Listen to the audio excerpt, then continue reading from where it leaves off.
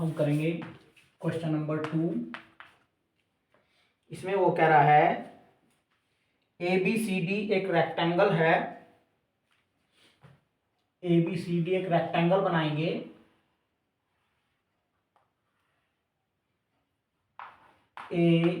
ABCD इन चारों side के mid point लिए गए हैं PQRS। ये P, ये Q, इसका मिड पॉइंट R, इसका मिड पॉइंट है S।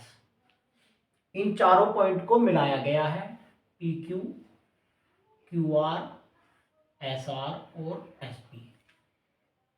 फिर वो हमें प्रूव करना है show that the quadrilateral PQRS is a rhombus. PQRS को रोम्बस दिखाना है। इसमें सबसे पहले लिखेंगे बच्चों टू प्रूव। क्या प्रूव करना है? हमें प्रूव करना है PQRS इज रोम्बस। इसके बाद लिखेंगे गिवन। गिवन में है बच्चों ABCD इज रेक्टेंगल। ये हमें गिवन है। प्रूफ बच्चों इस क्वेश्चन में मिड पॉइंट का जिक्र है, PQRS मिड पॉइंट है, तो जनरली ये वैसे मिड पॉइंट थ्योरम से प्रूव होगा। इससे आपको एग्जाम में भी हेल्प मिलेगी। कहीं ना कहीं क्वेश्चन में ही तरीका छुपा होता है कि वो किस तरीके से सोल्व होगा। लेकिन मैं आपको इस क्वेश्चन को एक अलग तरीके से कराऊंगा। मुझे वो मेथड ज़्यादा सिंपल लग रहा है, तो उस मेथड से कराऊंगा। आप किसी भी तरीके से क्वेश्चन सोल्व कर सकते हो, बल्कि मैं तो ये कहता हूँ आप अलग अलग तरीकों से क्वेश्चन सोल्व करिए, उससे आपके अंदर इम्प्रूवमेंट होगा। क्योंकि बच्चों मैथ में जो है किसी भी एक तरीके को रटना ठीक नहीं है। आप उसको भूल जाओगे। अगर आप रटोगे तो आप उसको भूल जाओगे। आप क्वेश्चन को करो, चाहे वो क्वेश्चन गलत ही हो रहा हो, आप एक बार गलत करो। गलत से भी हम सीखते हैं। ऐसा नहीं है कि अगर हम गलत करते हैं तो हम सीखते नहीं हैं। बच्चों हम सीखते हैं। हम प्रैक्टिस, जितनी आप प्रैक्टिस करोगे, चाहे गलत आपने क्वेश्चन किया, आपको पता चल गया कि मेरा एक गलत हो गया, आपने उसमें गलती ढूंढ ली, तो आप उससे भी सीखोगे।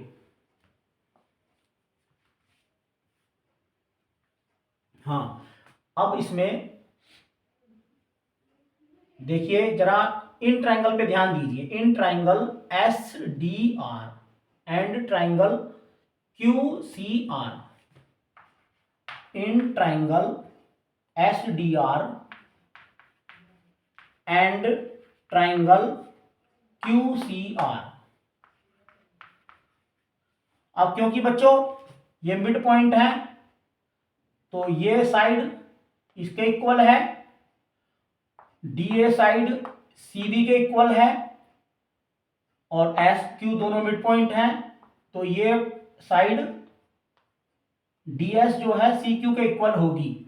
तो हम इन दोनों ट्राइंगल को कंग्रेंट दिखाएंगे। जब ये दोनों ट्राइंगल कंग्रेंट आ जाएंगे तो SR और RQ इक्वल आ जाएगी।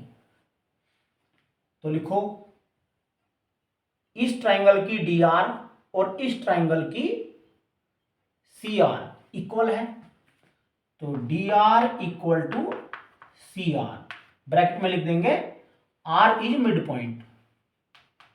R is mid point. इसमें ये कोई जरूरी नहीं है कि आपको यही बात लिखनी है, ये एक जनरल बात लिखी जाती है। आप इसको इसकी जगह ये भी लिख सकते हो, गिवन भी लिख सकते हो सीधा। ये केवल समझाने के लिए लिखा जाता है। एग्जाम में जो आपको रीजन देना है वो बिल्कुल ऐसा जरूरी नहीं कि हूबहू सेम हो, ऐसा नहीं है बच्चों।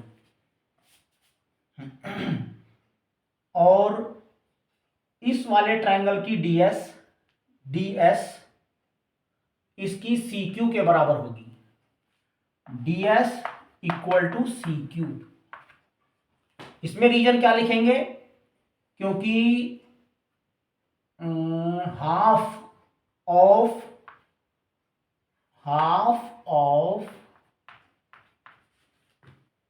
Opposite side of rectangle, opposite sides of rectangle, ये दोनों ही रेक्टेंगल की अपोजिट साइड की हाफ हैं, तो ये इक्वल होंगी।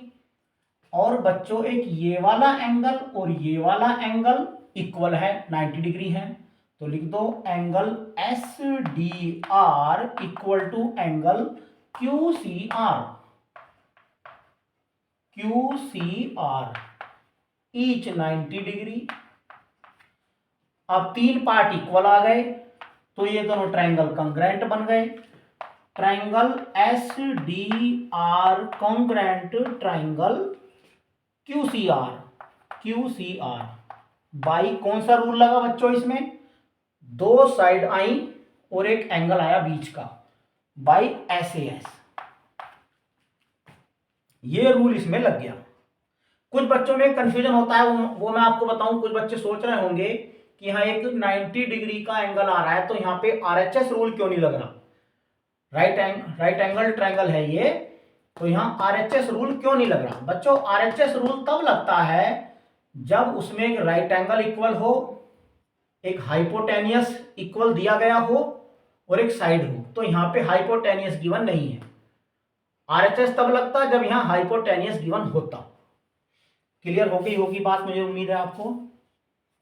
हाँ, अब जब ये कॉन्ग्रुएंट हो गए तो हम कह सकते हैं S R equal to R Q या Q R, S R equal to Q R by CPCT. CPCT से आ गया, दोनों इक्वल आ गई। अब बच्चों सिमिलरली हम कह सकते हैं R Q equal to P Q, इस बात को हम सिमिलरली कह के लिख सकते हैं।